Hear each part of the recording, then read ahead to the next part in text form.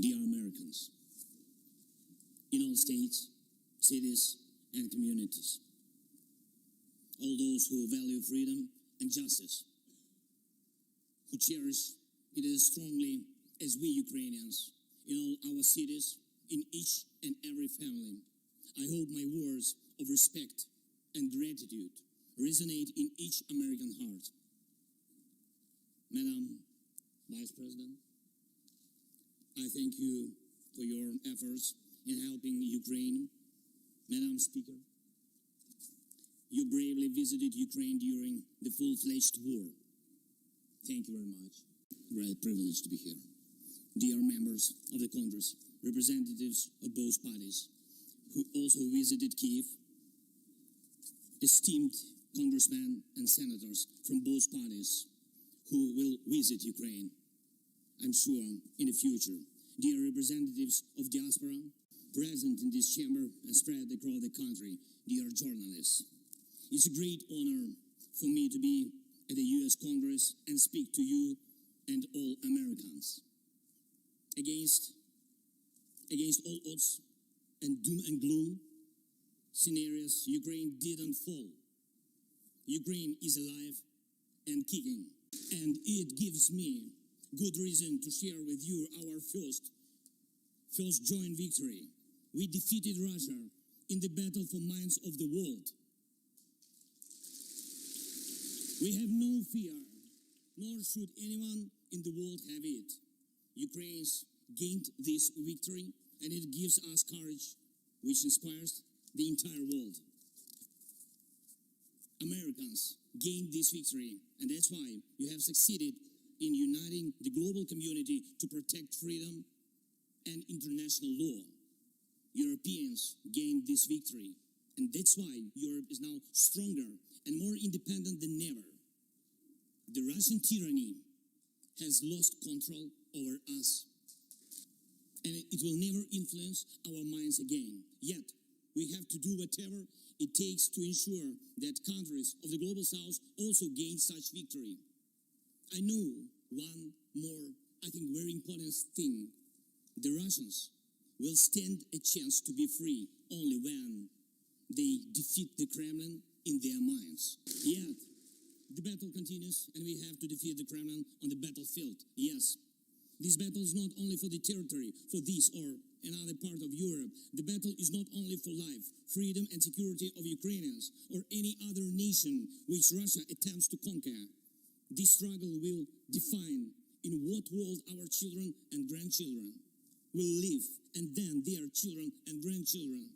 It will define whether it will be a democracy of Ukrainians and for Americans for all. This battle cannot be frozen or postponed. It cannot be ignored, hoping that the ocean or something else will provide a protection.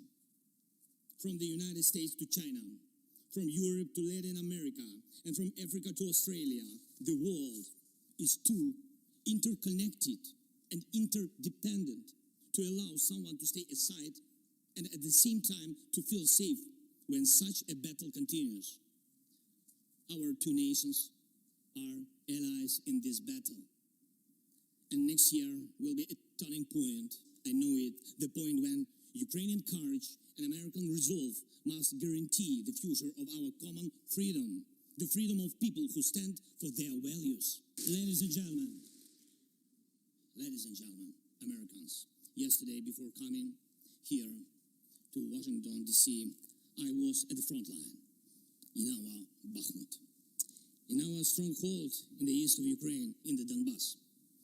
The Russian military and mercenaries have been attacking Bakhmut non-stop since May. They have been attacking it day and night, but Bakhmut stands.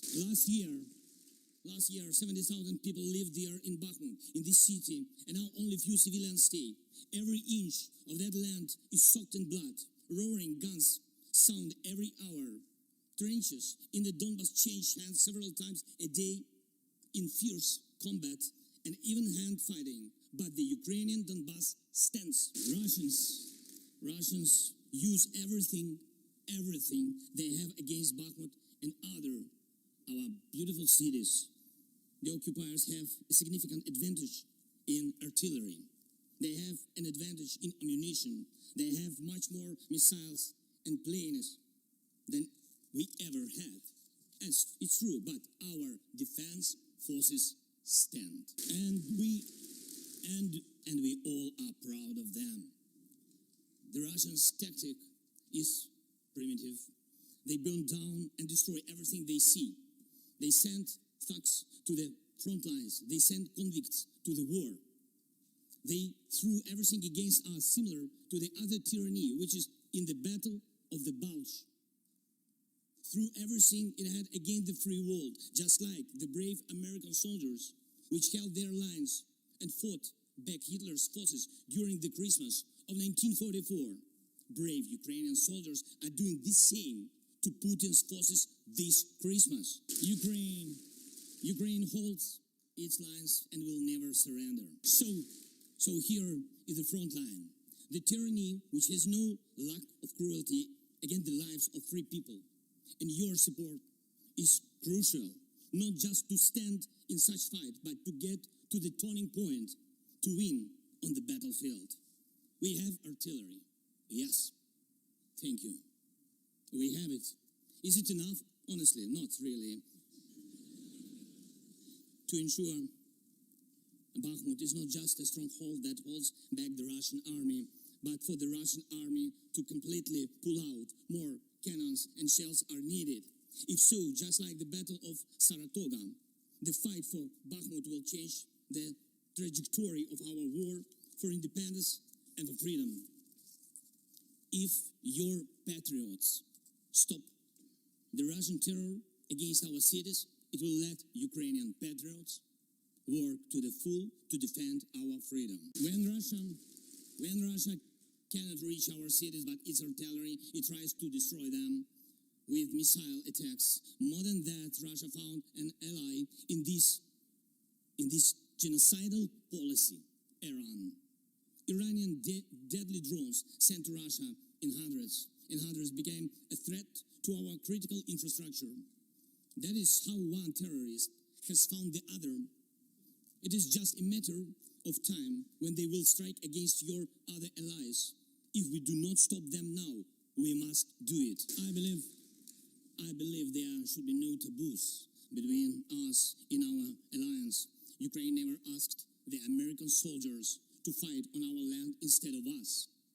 I assure you that Ukrainian soldiers can perfectly operate American tanks and planes themselves. Financial assistance is also critically important, and I would like to thank you. Thank you very much.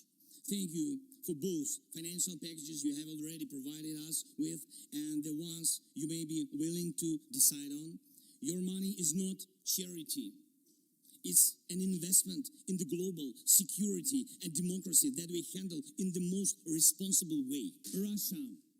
Russia could stop its aggression, really, if it wanted to, but you can speed up our victory.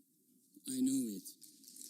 And it will prove to any potential aggressor that no one can succeed in breaking national borders, no one committing atrocities and reigning over people against their will.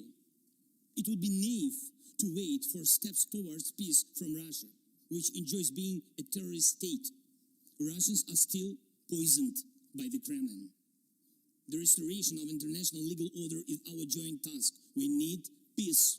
Yes, Ukraine has already offered proposals, which I just discussed with President Biden, our peace formula, 10 points which should and must be implemented for our joint security, guaranteed for decades ahead, and the summit which can be held. I'm glad to stress that President Biden supported our peace initiative today. Each of you, ladies and gentlemen, can assist in the implementation to ensure that America's leadership remains solid, bicameral, and bipartisan. You can strengthen sanctions to make Russia feel how ruinous its aggression truly is. It is in your power, really, to help us bring to justice everyone who started this unprovoked and criminal war. Let's do it. Let the terrorist state be held responsible for its terror and aggression. and compensate all losses done by this war. Let the world see that the United States are here. Ladies and gentlemen, Americans, in 2 days, we will celebrate Christmas.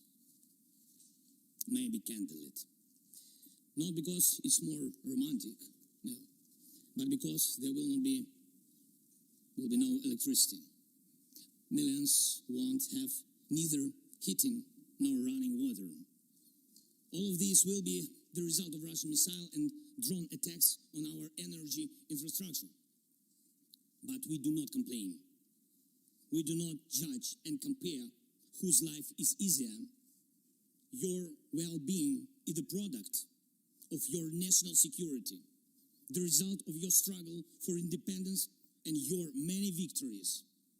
We, Ukrainians, will also go through our war of independence and freedom with dignity and success. We'll celebrate Christmas. Celebrate Christmas, and even if there is no electricity, the light of our faith in ourselves will not be put out. If Russian missiles attack us, we'll do our best to protect ourselves. If they attack us with Iranian drones and our people will have to go to bomb shelters on Christmas Eve, Ukrainians will still sit down at the holiday table and cheer up each other. And we don't have to know everyone's wish, as we know that all of us, millions of Ukrainians, wish the same: victory.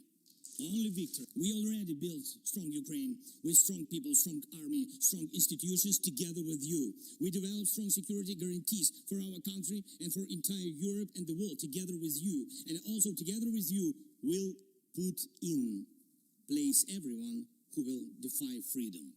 Put in. This will be the basis to protect democracy in Europe and the world over. Now, on the special Christmas time, I want to thank you, all of you. I thank every American family which cherishes the warmth of its home and wishes the same warmth to other people. I thank President Biden and both parties at the Senate and the House for your invaluable assistance. I thank your cities and your citizens who supported Ukraine this year, who hosted our Ukrainians, our people, who waved our national flags, who acted to help us. Thank you all, from everyone who is now at the front line, from everyone who is evading victory. Standing here today, I recall the words of the President Franklin Delano Roosevelt, which is, I think, so good for this moment. The American people, in their righteous might, will win through to absolute victory. The Ukrainian people will win too, absolutely. I know that everything depends on us, on Ukrainian armed forces, yet so much depends on the world. So much in the world depends on you. When I was in Bakhmut yesterday, our heroes gave me the flag, the battle flag. The flag of those who defend Ukraine, Europe, and the world at the cost of their lives. They asked me to bring this flag to you, to the U.S. Congress, to members of the House of Representatives and senators whose decisions can save millions of people. So let these decisions be taken. Let this flag stay with you, ladies and gentlemen. This flag is a symbol of our victory in this war. We stand, we fight, and we will win because we are united. Ukraine, America, and the entire free world. Just one thing, if I can, the last thing, thank you so much. May God protect our brave troops and citizens. May God forever bless the United States of America. Merry Christmas and happy, victorious New Year. Slava Ukraini. The purpose of the joint meeting having been completed, the chair declares the joint meeting of the two houses now dissolved. The House will continue in recess, subject to the call of the chair.